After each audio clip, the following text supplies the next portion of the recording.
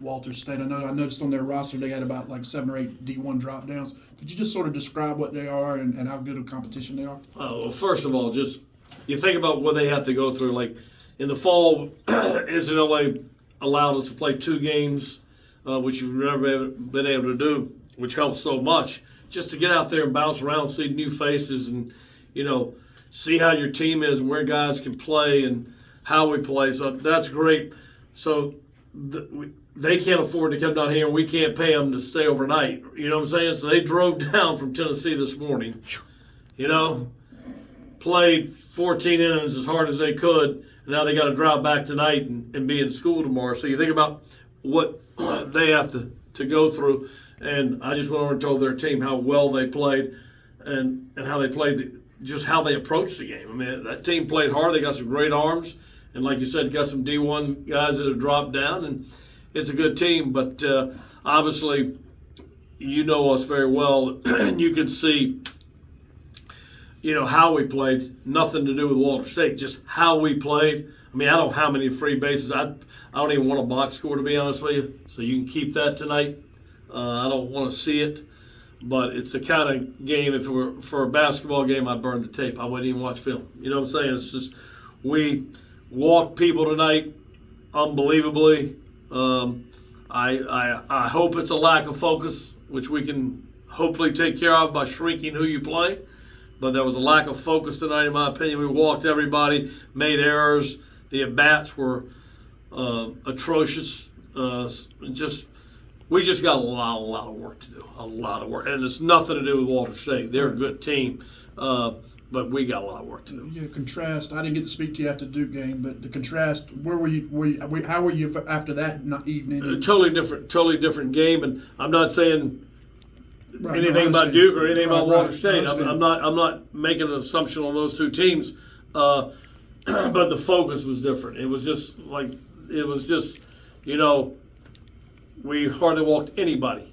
And if you're going to play at this level, you look at the Phillies, I think right now baseball, the playoffs are as good as it gets. You know what I'm saying? If you love baseball, watching the playoffs is so exciting. It's so fun to watch.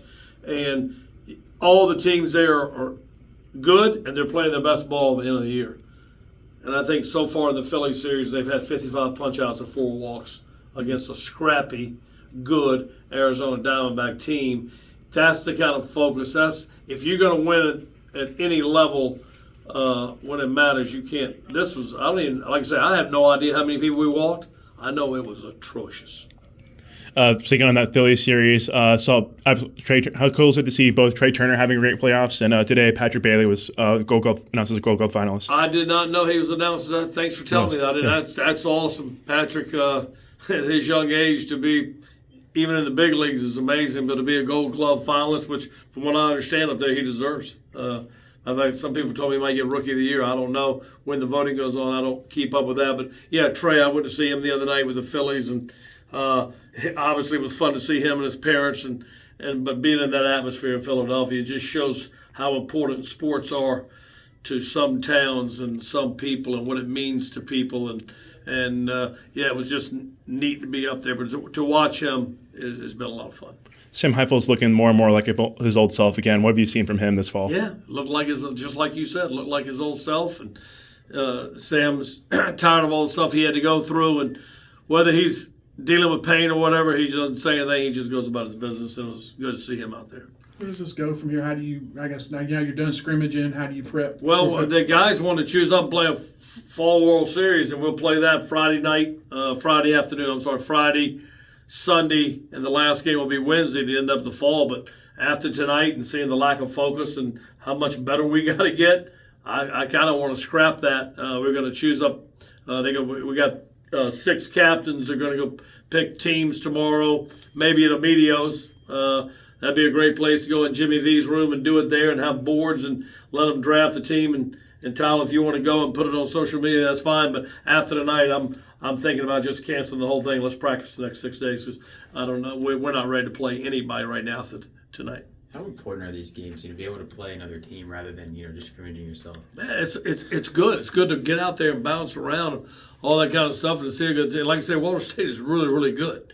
So I mean, that player, Ortiz, the one that hit 30. a missile, 27. 27, 27 hit that missile to tie the game in the 6th inning. Coach Shelton was telling me he's probably got a great chance to be a National Junior College Player of the Year. Kid's really, really, really good. And they got really, really good players. You saw some of the arms they put out there. But so it's not about how we did. It's about the focus and some of the things that we did that shows we have no concept of how to play the game right now. And what have you seen from Garrett Pennington so far? This fall, it obviously seems like he hits the ball pretty hard.